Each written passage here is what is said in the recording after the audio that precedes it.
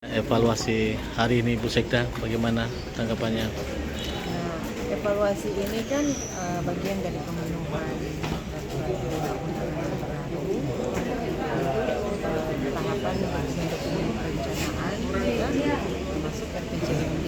Kan RPJMD itu harus ditetapkan 6 bulan sesudah dan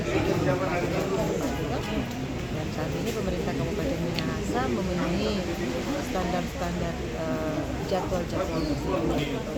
Jadi ini juga dalam rangka melakukan penajaman program kegiatan yang tentu saja mendukung visi misi bupati, kemudian visi misi gubernur, kemudian pemerintah presiden.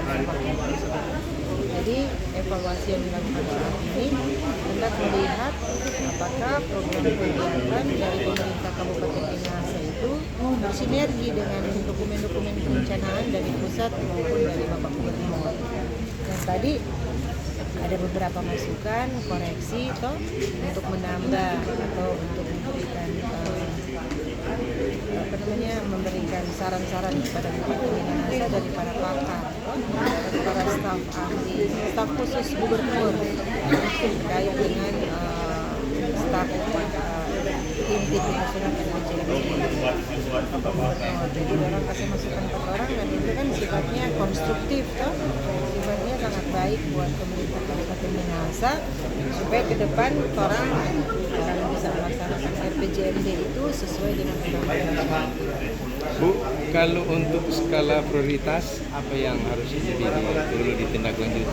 Kalau skala prioritas kan tentu lahir lagi dari visi dari Bapak Bupati jadi mewujudkan Minahasa itu sebagai salah satu daerah pariwisata atau pariwisata sebagai leading sektor dari kepemimpinan Bupati dan Wakil Bupati di 2025 sampai 2029. Nah, kalau fokus berarti seperti yang saran-saran tadi, bagaimana orang mau meningkatkan itu pariwisata, kunjungan wisatawan baik domestik maupun mancanegara, yaitu tentu saja dengan mempersiapkan infrastruktur, mempersiapkan sumber daya manusia, mempersiapkan dokumen-dokumen kebijakan untuk mendukung pariwisata. Jadi semua dinas badan itu nanti DP program kegiatan itu semua mengarah ke perwujudan Minahasa sebagai kawasan pariwisata. Terkait evaluasi tadi, itu kan tadi kan banyak saran dan masukan Bu Sekda kan? Nah itu apa tindak lanjut dari semua itu tadi? Ya, jadi tindak lanjut dari masukan-masukan itu ada yang harus kami sesuaikan karena masih ada waktu para menyesuaikan dengan RPJMD Kabupaten. Ada yang kami terima, kemudian nanti akan diatur melalui pentahapan di dalam tahun pelaksanaan RPJMD. Ada yang sudah langsung dilaksanakan, ada nanti di tahun kedua atau tahun ketiga.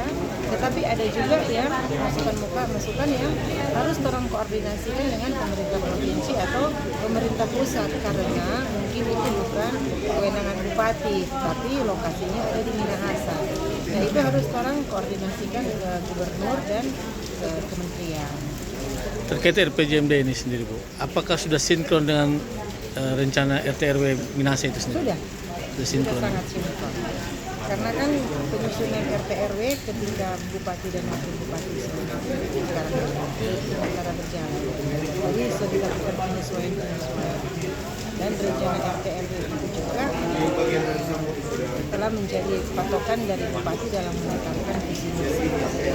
Ini kan ada dua hal yang mungkin saja jadi seperti pemekaran Kota Langowan dan Minahasa Barat. Itu apakah sudah ada di pertimbangan juga terkait RPJMD? Kan pemerintah Kabupaten Minahasa pada prinsipnya kan mendukung kebijakan pemerintah provinsi maupun pemerintah Indonesia.